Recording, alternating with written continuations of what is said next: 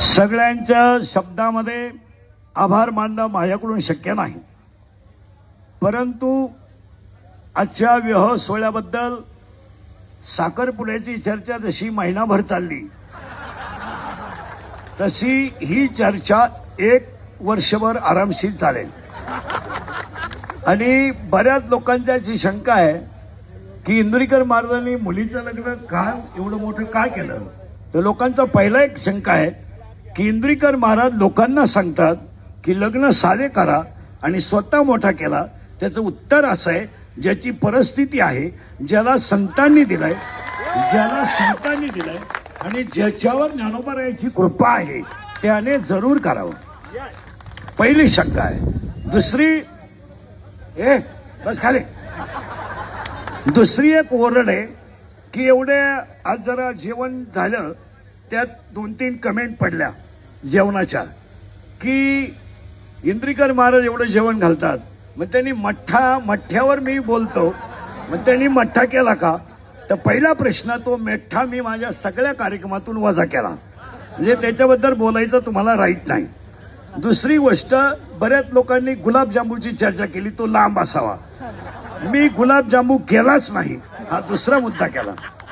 तिसरा मुद्दा असा होता लोकांचा की बऱ्याच आज दिवसभर ओरड होत्या की तिसरी गोष्ट अशी होती महाराष्ट्रीयन जेवण असावं। लोकांनी तसं काय केलं तर रात्री, सकाळी आणि आत्ता आपण जे जेवण केलंय, आम्ही शुद्ध सात्विक वारकरी माणसं आहोत, आम्ही महाराष्ट्रातली आहोत, छत्रपतींच्या रक्ताची आहोत, आम्ही दुसरा पदार्थ खाऊ शकत नाही। हे पहिली गोष्ट आहे। मग बऱ्याच लोकांची उद्या एक शंका राहील की ह्या माणसाने एवढा कार्यक्रम मुलीचा का केला। महाराज, तुम्हाला बसणाऱ्यांना माहित नसेल, आमची मुलगी आणि मुलगा आज मोठा झाला हे तुम्हाला आज दिसतं, आज माझी मुलगी मोठी झाली हे दिसते, पण आम्ही दोघं कीर्तनकार असताना माझ्या मुलीला आणि माझ्या मुलाला कधीही वडिलांचं सुख कधी मिळालं नाही। 3 महिन्याची माझी मुलगी असताना दुसऱ्याच्या घरामध्ये ठेवून आम्ही कीर्तन केली। माझ्या मुलांनी 10वी पर्यंत आतापर्यंत त्यांची वडिलांचा संपर्क कधी आला नाही। तुम्हाला पाहिजेच असेल तर शास्त्री बसलेले आहेत, माझा स्वतःचा मुलगा नामदेव शास्त्रींकडे शिकायला आहे, शिकायला त्यांच्याकडे आहे। त्यांनी सांगावं, मी 3 वर्षामध्ये माझ्या स्वतःच्या मुलाला सुद्धा भेटायला गेलो नाही। शास्त्री सांगतील, आम्ही रात्रंदिवस 32 वर्ष रक्ताचं पाणी करून 6-6 तास बोलून 800 किलोमीटर प्रवास करून आम्ही कुटुंब चालवलं आणि कुटुंब बंद कुटुंब चालवत असताना आम्ही नुसतं कुटुंबच नाही चालवलं, तर समाजाच्या देणेदारीतून आम्ही कोणत्या क्षेत्रात कमी पडलो नाही। बसलेल्या कोणत्याही माणसाने सांगावं की आम्ही कोणतंही क्षेत्र असो, मंदिर बांधायचं आम्ही पुढेच आहोत, सप्ताह करायचा आम्ही पुढेच आहोत, विद्यालय चालवायचं आम्ही पुढेच आहोत। अनेक लोकांनी विद्यालय चालवली असतील, पण आतापर्यंत 1 रुपया न घेता 13 शिक्षकांना नोकरी देणारा एखादी संस्था मला महाराष्ट्रात दाखवा, ती माझ्याकडे आहे।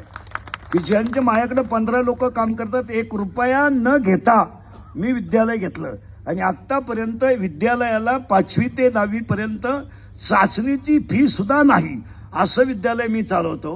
परंतु मला ट्रोल करताना ही गोष्ट काय केली जाते त्याचं उत्तर प्रत्येकाने जीवनामध्ये सापडलं पाहिजे। आता या गोष्टी आता उद्या प्रश्न उभा राहील, एवढा खर्च यांनी उपलब्ध केला कसा, हे पैसे यांनी आणले कुठून? मग काही एक वर्ग असा म्हणेल जनतेनेच गोळा केले आणि जनतेला दिले, दुसरा वर्ग असा म्हणेल त्यांनी जनता लुटली, तिसरा वर्ग असा म्हणेल त्याला सगळ्यांचं समर्पक उत्तर आहे, माझ्यावर प्रेम करणारी जेवढी भक्त मंडळी आहे त्या भक्त मंडळीने 90% लग्नाचा खर्च स्वतः केलेला आहे। स्वदेश प्रॉपर्टी असेल, कातोरे साहेब असतील, आमचे सगळे मित्रपरिवार असेल, तुम्ही बँडवाल्याला विचारा, मंडपावाल्याला विचारा, आचार्याला विचारा, आतापर्यंत माझ्याशी 26 वर्षात एकाही बँडवाल्याने आचार्याने व्यवहार केला नाही। त्यामुळे तो ट्रोल करण्याचा कोणालाही अधिकार नाही। ज्यांना आता आम्हाला देणाऱ्यांनी दिलाय, त्यामुळे त्याच्यावर चर्चा व्हायचं काही काम नाही। आता फक्त मी तुम्हाला एवढंच सांगेल की ते ट्रोल करा का हा त्याच्या बौद्धिक पातळीचा प्रश्न आहे. मी किती सांगितलं तरी 1.5 लाख रुपये जरी देऊन सोन्याची नळी आणली तर कुत्र्याचं शेपूट सरळ होत नाही हा सिद्धांत. म्हणजे सोन्याच्या नळीत जरी घातलं तरी त्याच्यामध्ये ते होणार नाही. त्याला एक शब्द सांगतो बाबा, सांगू का शास्त्री? सांगू का? विश्वामध्ये जेवढे ग्रंथ झाले त्या ग्रंथांमध्ये श्री गणेशाय नमा, ओम श्री गणेशाय नमा, ओम नमोजी. पण सांगदेव 65 लिहिताना सांगदेव 65 मध्ये 3 गोष्टी अशा आल्यात. एक हठयोगी आहे आणि एक ज्ञानयोगी आहे. सांगदेव महाराज हठयोगी आहे आणि ज्ञानेश्वर महाराज ज्ञानयोगी आहे. हठयोग्याकडून आलेलं पत्र ज्ञानयोग्याकडे येत आहे तेव्हा ते कोर आहे, तेव्हा ते कोर आहे. आणि ज्ञानयोग्याकडून पत्र जात आहे ती हठयोग्याला जात आहे त्यामध्ये 65 ओव्या आहेत. आणि 65 ओव्यांमध्ये 3 ओव्या अशा आहेत. ज्ञानोबारायांनी इतके सुंदर 3 शब्द वापरले. अलंकार तुम्ही कोणताही करा, अलंकार तुम्ही कोणताही करा आणि त्याला कोणताही आकार द्या, पण अलंकार सोनं सोन्याचं सोने पण सोडत नाही. कपडे तुम्ही कोणती घ्या, कापड सूत सोडत नाही. आणि गुळ तुम्ही कापा, फोडा, भुगा करा, पाण्यात भाजवा, शिजवा, गुळ त्याची गोडी सोडित नाही. तसं समाजामध्ये नास्तिक प्रवृत्तीची लोक, तुम्ही त्यांना काही करा, ते त्यांचा मूळ स्वभाव सोडू शकत नाही. पण अशी माणसं जरूर पाहिजेत. त्यामुळे आपल्या चुका ध्यानात येत नाही. प्रथमतः तुम्हाला सगळ्यांचे आभार मानतो. सगळ्यांचं तुमचं कौतुक करावं तेवढं थोडंच आहे. आपण वेळ जास्त झालाय. तुम्ही माझ्यासाठी जेवढं प्रेम आतापर्यंत टिकवलं हे तुमचं माझं, तुमचं माझ्यावर, मी तुमचा मुलासारखा आहे असं प्रेम समजून शेवटपर्यंत प्रेम राहावं. आणि सगळ्यात महत्वाची गोष्ट, या कार्यक्रमाला देशमाने साहेबांचं अनमोल सहकार्य मिळालं. आणि हा कार्यक्रम कातोरे साहेब, देशमाने साहेब भक्त परिवारानेच केला. मी यातलं काहीच केलं नाही.